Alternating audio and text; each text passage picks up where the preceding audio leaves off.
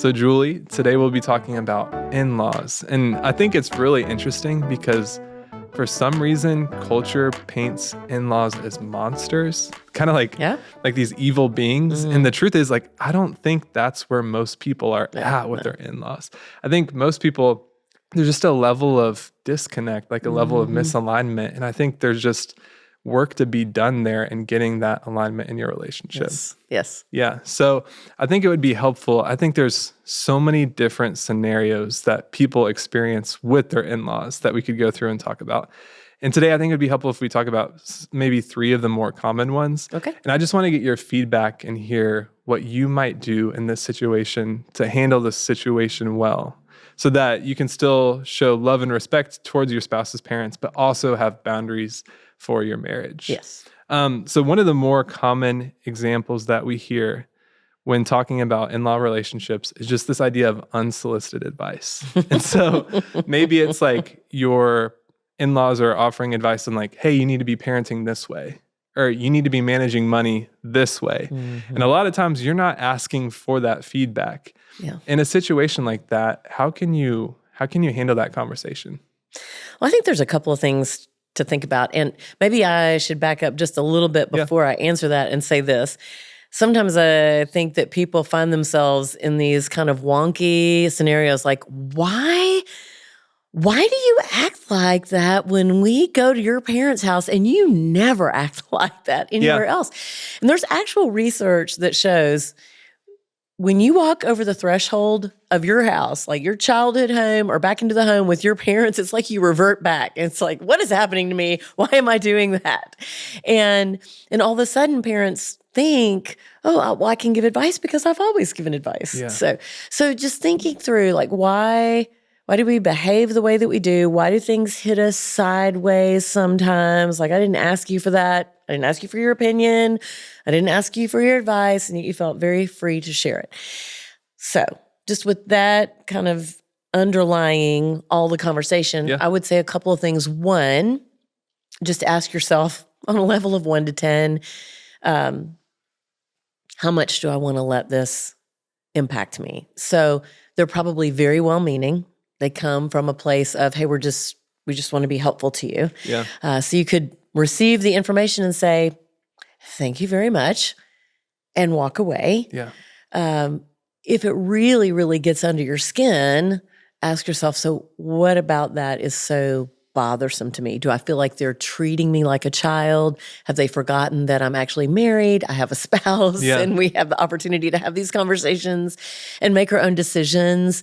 What is going on with me? Yeah. And then that might lead to a conversation of, I know y'all mean well, and I appreciate the fact that you guys care so much about our relationship or about how we parent. I would love it if you guys would refrain from just offering advice. How about if we have this understanding, if I want you to speak into something, you won't have to guess. I'll just straight up ask you, what do you think about this? Do you have any words of wisdom? How have y'all handled this? And that way you'll know that I'm seeking information versus making assumptions. Because sometimes when we operate out of assumptions, it can just get us sideways. And I don't want to be sideways with you. Yeah. You make a really interesting point about even just coming back to your childhood home, how the parents, they put their parenting hat back on. I'm telling you. And a lot of times they go into parenting mode. Yes. And I think it's interesting, your point of first start internally, right? And think, how bothered do I want to be by this? I mean, that's a great point. And then think about what is actually happening within you. And I think that's really cool too. And then once you work through that, only after those two things, then having the conversation and explaining hey, this is where we're at. Yes, and I do think it's really important that you speak to your parents. Yeah. So whatever the issue at hand or it's on the table, that each person deals with their parents, and you are a team about how you do that. Yeah. So you mentioned speaking to your parents. Let's just say this specific scenario, your in-laws are offering unsolicited advice, and you got to the point where you recognize it, you're bothered by it, you understand why you're bothered by it, and now there needs to be a conversation that's had. And maybe you feel like there's a conversation that needs to be had, but maybe your spouse isn't on the same page with you in that conversation. Yeah. I mean, I've seen that happen a lot of times just because it's scary. Yeah.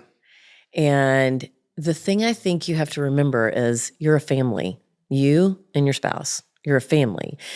And if your spouse is bringing up to you, hey, they're telling us how to live our lives, or they are up in our business, which isn't where they belong. If that feeling is there, there's probably something to it. And so taking the time to have a conversation around it. And if you're fearful about having the conversation with your parent, strategize how your spouse can be supportive of you, not speak for you, because they cannot speak for you. Yeah. The other piece of that is, if you think you're going to be punished for asking them to live within a boundary, that in and of itself speaks volumes, just because we're called to leave and cleave. Yeah. We're called to be honoring of our parents. But it's not honoring if you're over here angry with them and resentful and bitter because they're treating you a certain way, but you don't want to deal with it. Yes, for sure. That's not healthy, and it creates all kinds of angst in relationships. So figuring out how you're going to have hard conversations. I can remember my mother has very strong opinions about how we do everything. And Jay and I were different. Yeah. Speaking up to my mother, I mean, that was just, I knew when I did that, I just needed to be prepared for the wrath. Yeah. And it was kind of like, is it worth it? Do I really want to do that? But Jay would remind me, hey, this is not healthy, and it's not respectful of you. Mm-hmm.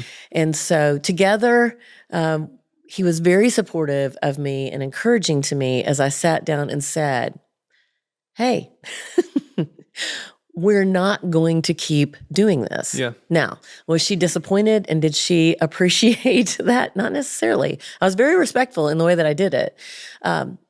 But she was a little disappointed.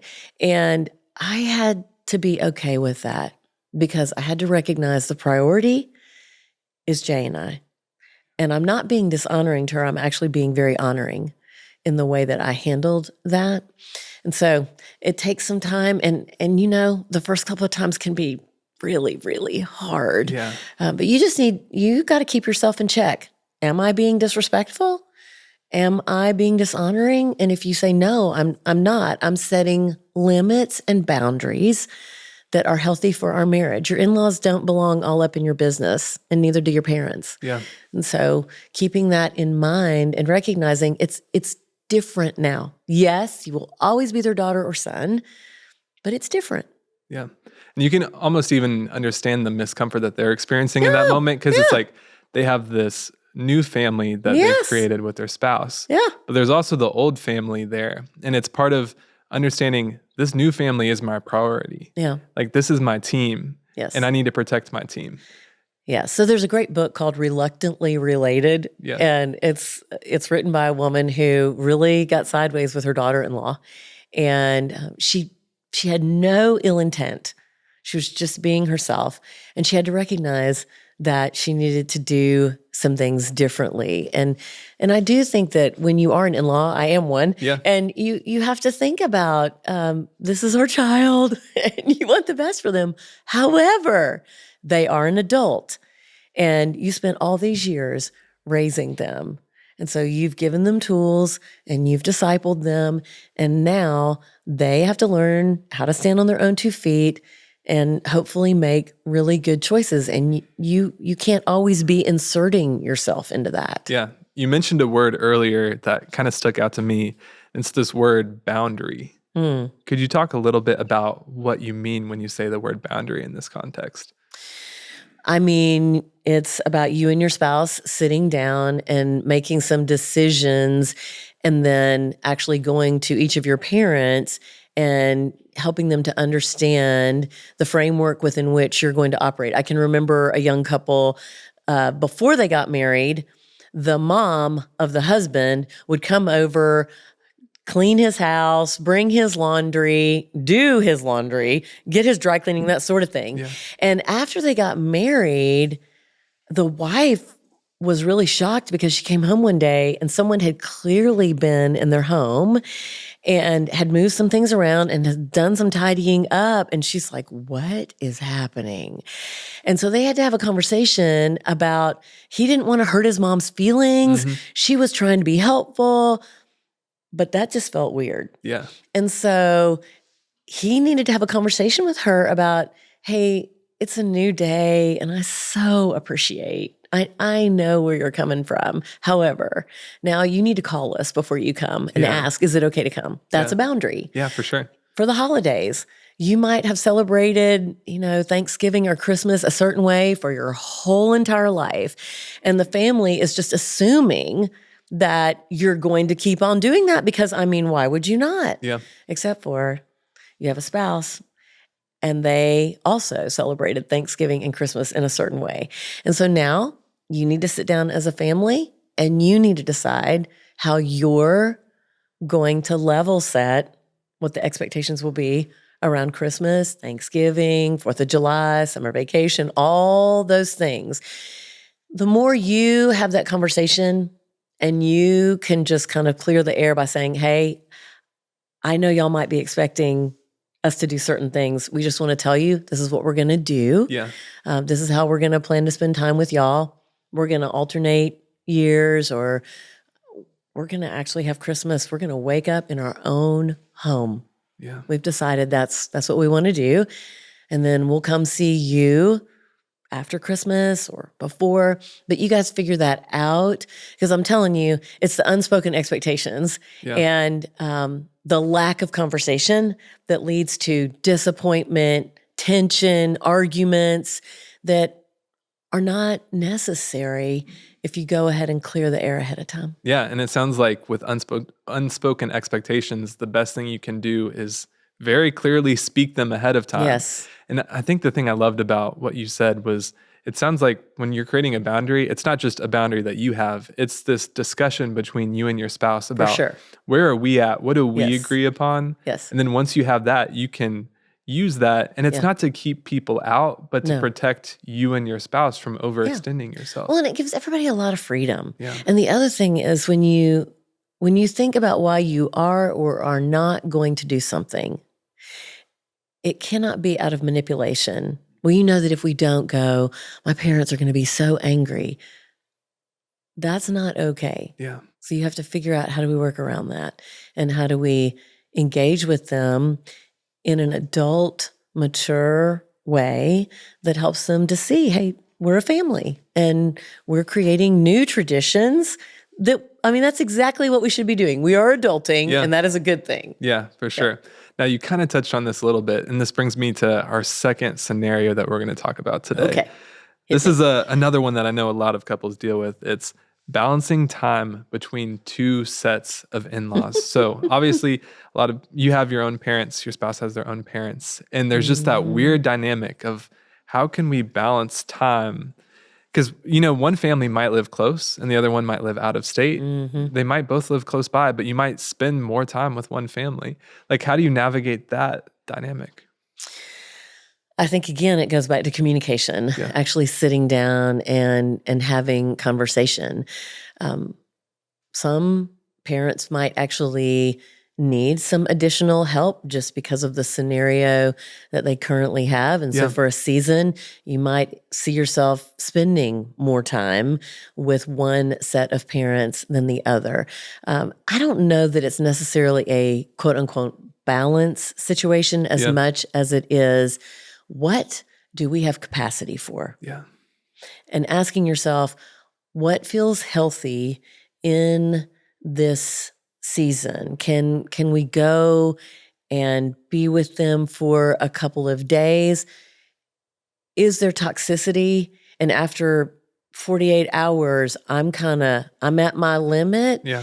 And all my filters are going to be going away. So it's going to be a whole lot harder. Yes. So if that's the case, then recognizing, hey, 2 days is good. And we can be at our best. We can engage in conversation. We can do all the things with them. But 2 days is enough. It could be that you recognize actually going and staying with them isn't necessarily the best thing because we need to time ourselves out in order to be the best version of ourselves. So just thinking about all the scenarios, what could work? What are our options? And I can remember talking with a couple, she felt very strongly that they needed to go spend a whole lot of time with her parents because her parents lived out of town.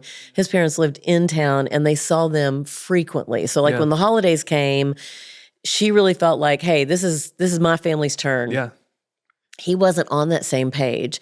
And it created some angst between the two of them that took a while to figure out, hey, how do we come to terms with what feels good for both of us? And it ended up meaning that she said, okay, less time with my parents, a little bit more time with yours. And it wasn't I'm going to reluctantly do this. It was, no, I'm seeing that I do feel strongly about this, but I understand your perspective. And I think it's important for us to spend time with both of our parents and be healthy about it. Yeah. And I mean, that word healthy is a great point because, I mean, what's the value of going and seeing a family member and then you get there and you're not doing well. Like you're just exhausted. Yeah, you're right? exhausted. You can't make the most of the time that you have. So maybe we go see my parents for Christmas and we actually do spend a fair amount of time with them, but we're going to vacation this summer with your parents and we'll spend a pretty significant amount of time with them. So I also think like being creative about it isn't all about the holidays. If you are running yourselves ragged over the holidays just because you feel like you need to get to everybody, it's likely that somebody's not going to get the best version of you because you're just tired. Yeah. And so how do you be creative around that? Yeah. So it sounds like, I mean, think about, we don't have to meet on Christmas Day. Maybe it's the week after. Or, yes. Yeah. Just having a different mindset when you approach holiday discussions. That's a great point. Christmas in July. Yeah. Christmas in July. Yeah. Love that idea. That brings me to our third point that we're talking about today. What would you say to someone that maybe has married into a family and now they don't feel like they're part of the family? And for whatever reason, they feel excluded at family events. Maybe they're not included in, I don't know, family get-togethers. What would you say to a person going through that situation? I would say tell your spouse for sure. Yeah. And not in a y'all are excluding me way, but more of I need to understand your family better because I don't think I'm connecting very well with them. And it could be that you're an introvert and you married a family of extroverts or vice versa. And you just don't feel like you're meshing well. I do think it takes time. You know, when you come into a family, some people just hit it off from the get-go and it's super easy to engage, and others, it takes time to get to know you and to understand the rhythms. And so look for ways to engage. Look for things that they enjoy. Look for topics that they like to have conversations around. Things that you can do that will help you to integrate in slowly and give yourself grace. Sometimes it takes time. Yeah. And on your time front, it's like, if you're to make a new friend, think about the time it would take to get to a level where you feel super comfortable in really personal relationships. And, and so I think it's the exact same way in family dynamics. Yes, it's intentionality. Yeah, being intentional about taking the time. And like you said, having the conversation with your spouse about it. Because like if they don't know where you're at, how are they going to help you in that situation? Exactly. And also recognizing that different is just different. Yeah. Like if your spouse's family just does everything different than how you were raised when it comes to holidays or family gatherings or just everything. Also recognizing that different's just different. And because they do it differently doesn't mean you can't figure out how to enjoy that. You're not there forever. You're there for a few days. Yeah. And if you walk yourself through, oh, we're going to go visit them and we're going to be there for a week and it's probably going to be bananas, you can prepare for that. And there's light at the end of the tunnel because there's a beginning and an ending point, and then you're going to go back, and then you know the things that you need to do self-care while you're there and after you leave. Yeah, I think the thing that's kind of relieving about this conversation is, are you saying it's okay to be in a place where you recognize the situation that you're walking into and realize like, hey, I just need to get through 48 hours and then get back home and take care of myself again? Yeah, and your attitude is everything. Yeah. So I'm not saying go reluctantly or go sure. like, okay, I'm here. Go and be Christ honoring. Be all in and be who you're called to be. And then after 48 hours, you may need to go sit and soak for another 48 hours. For sure. To get yourself back.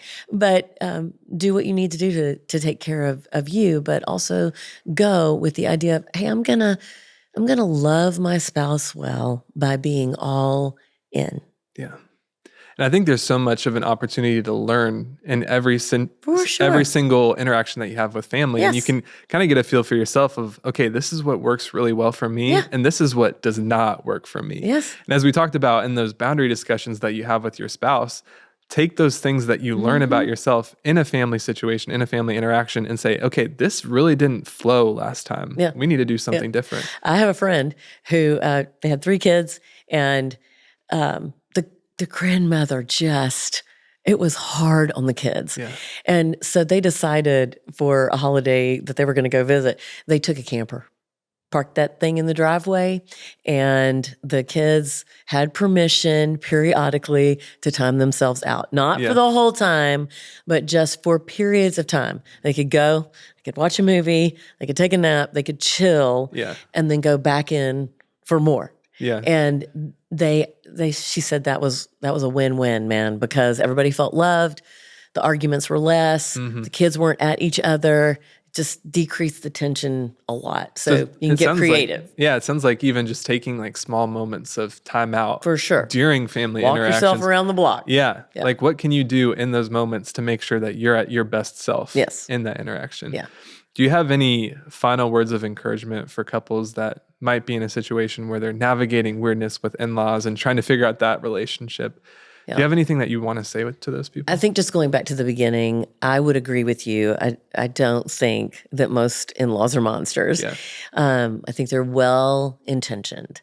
And in those situations where there is some toxicity or there is some unhealthiness, recognizing it for what it is, having a conversation as a couple about how you can navigate this in the healthiest way. So you're not feeding into what is unhealthy, but you are loving and honoring.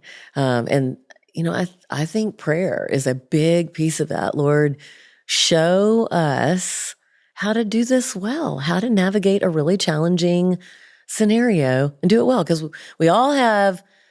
We got the stuff in the closet. All of us do, whether it's an aunt and uncle or a parent dealing with complicated stuff. And that's a growth opportunity for you and your spouse to figure out, hey, how are we going to do this as a team? Yeah, for sure. And I think one of the things I keep hearing in this conversation is just the importance of communication. Mm-hmm. And if you can talk through stuff, you can get through just about anything. Yes. And it might take some time, and it might take a couple of uncomfortable Christmas seasons where you're trying to figure out what works for us. But I mean, having that conversation afterwards and saying, hey, this is what we learned. Let's try to do something different next year, I think is really, really important. Yeah. And that's a great point, that you might make a plan and come back home and go, that was not a win. Yes. So we are going to do something different next year. We're coming up with a whole new plan. Yeah. So downloading about how did it go? Did it work? Yeah. And if not, try something else. And I mean, recognize what you're working towards too. It's like we're trying to get to a place where we can both be the healthiest version of ourselves. Yes. It's not like you're doing this just because it feels good and we feel like we have to. It's not out of obligation. It's truly out of how can we maintain our marriage the best that we can. Well, and recognizing the only person you can change is you. Yeah. You're not going to change your parents. So waiting on that or trying to do a DIY is going to lead to a whole nother set of circumstances. So paying attention to you and to your relationship. Yeah, and I think I love that point about boundaries. Because when you set a boundary, it's not saying, hey, you can't do this. It's saying, this is what we're going to do. This is the limit that we have. Yes. You choose how you're going to interact with that. That was a and great I think point. there's just so much more ownership in that, because you, like you said, you can't change somebody else's actions, but you can choose how you're going to act and react. Yes. And so I think that's a great point in this discussion.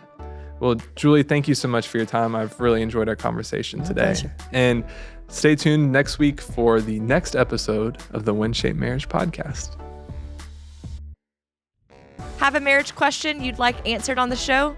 We'd love to hear from you. Visit winshapemarriage.org/podcast to submit your question today.